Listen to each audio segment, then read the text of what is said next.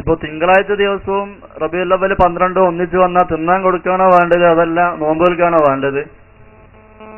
നിങ്ങൾക്കിപ്പോ പറയും നിങ്ങൾ എന്നിട്ട് എന്താ പറയാ, അപ്പൊ തിന്നാൻ കൊടുക്കണം, കാരണം പള്ള പ്രശ്നമാണോ വലുത്.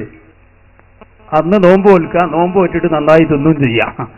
അതിന്റെ ഇടയ്ക്ക് ഇത് ഇവരൊരു തട്ടിപ്പാണ്, നിങ്ങൾ മനസ്സിലാക്കണം. ഈ തിങ്കളാഴ്ച നോമ്പ് പറഞ്ഞിട്ട് നമ്മളെങ്ങനെ, എന്താണ് സംഭവം എന്നറിയോ? നമ്മൾ എന്തിനാ അത് തെളിവ് പറയുന്നത്, അത് ആദ്യം മനസ്സിലാക്കണം. ഇവര് പറഞ്ഞു ജന്മദിനത്തിന് ഒരു ശ്രേഷ്ഠത ഇസ്ലാം കൽപ്പിച്ചിട്ടില്ല.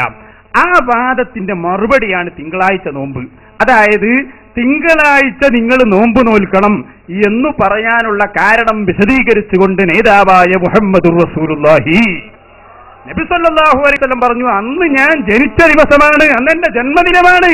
അപ്പൊ ജന്മദിനത്തിന് ഇസ്ലാമിൽ പ്രാധാന്യമുണ്ട് എന്ന് വരുത്താനാണ് നമ്മൾ ആ തെളിവ് പറയുന്നത്.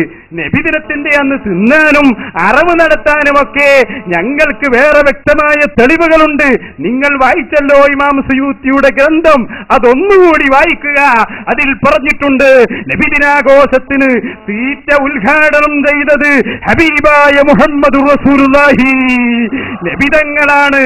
ഇമാം ബൈഹഖി ഉദ്ധരിക്കുന്ന ഹദീസ്, നബി സല്ലല്ലാഹു അലൈഹി വസല്ലം തങ്ങൾ തന്നെ തന്റെ ജന്മദിനത്തിൽ സന്തോഷിച്ചുകൊണ്ട് ഒരു മൃഗത്തെ അറക്കുന്നു, വിതരണം ചെയ്യുന്നു.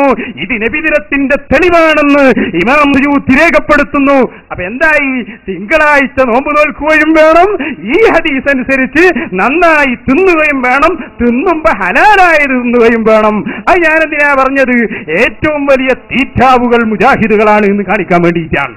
നിങ്ങൾ നോക്കി, ഇവര് നമ്മളെ തീറ്റക്കുമായ കൊതിയന്മാരും ശാപ്പാട്ടിലാമന്മാരും ഒക്കെ ആക്കലുണ്ട്. അതുകൊണ്ട് ഒറ്റ ഒന്ന് സാമ്പിളിന് വായിച്ചു തരാം.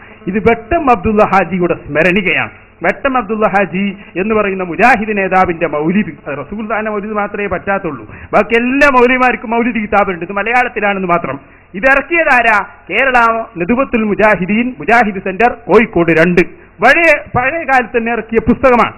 ഈ പുസ്തകത്തിൽ പറയുന്നത് നമ്മുടെ മൗലവിമാരുടെ തീറ്റയെ കുറിച്ച്. ഇയാള് വെട്ടം അബ്ദുള്ള എന്നും പ്രസംഗിക്കാൻ പോകുമ്പോ മൂപ്പർക്ക് പണി എന്താ? പരിസരത്തുള്ള ചക്കയുണ്ടോ എന്ന് നോക്കും, എന്നിട്ട് ചക്ക ഇട്ട് തിന്നുക.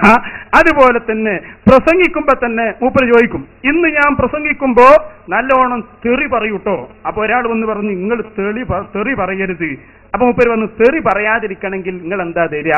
നല്ല ഇറച്ചിയും പൂളിയും തന്നാൽ ഇന്ന് ഞാൻ തെറി പറയുകയില്ല, ഇന്ന് ഞാൻ ചീത്ത പറയുകയില്ല. ഞാനൊന്ന് വായിച്ചത് കേട്ടോളൂ. ഒരിക്കൽ ഉമർ കുട്ടി ഹാജി അദ്ദേഹത്തോട് പറഞ്ഞു, ഹാജി പരുഷമായ ഭാഷ സംസാരിക്കാതെ പ്രസംഗിച്ചിരുന്നുവെങ്കിൽ കുറെ കൂടി നന്നാവുമായിരുന്നു, പ്രസംഗത്തിന്റെ മഹത്വം വർദ്ധിക്കും. ഹാജി അത് കേട്ടു പറഞ്ഞു, ശരി, ചീത്ത പറയില്ലെങ്കിൽ നീ എന്തു തരും? ഉമർ കുട്ടി ഹാജിക്കെന്താണ് വേണ്ടത്? പൂളയും ഇറച്ചിക്കൂട്ടാനും തന്നാൽ ഞാൻ ഇന്ന് അപ്രകാരം പറയുകയില്ല. എന്നിട്ട് കേട്ടോളൂ, അങ്ങനെ അന്നത്തെ പ്രസംഗം നടക്കുകയായിരുന്നു.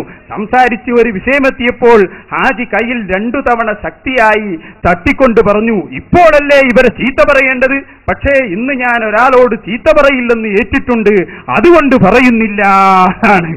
അതുകൊണ്ട് ഇയാളുടെ തീറ്റ കഴിഞ്ഞില്ല. ഒരു ദിവസം ഉമർ കുട്ടി ഹാജി വന്നിട്ട് നമ്മളെ വെട്ടം അബ്ദുള്ള ഹാജി മുജാഹിദ് നേതാവാ, മൂപ്പരോട് ഒരു മസാല ചോദിച്ചു. എന്താ ചോദ്യം എന്നറിയോ? മയിലിനെ തിന്നാൻ പറ്റുമോ? അതൊരു സംശയം ചോദിച്ചതാണ്. അപ്പൊ നമ്മളെ മൗലവി പറഞ്ഞു, നിങ്ങൾ മയിലിന്റെ ഇറച്ചി എനിക്ക് തന്നു നോക്കിയിട്ടുണ്ടോ? മസാല ചോദിച്ചതാ.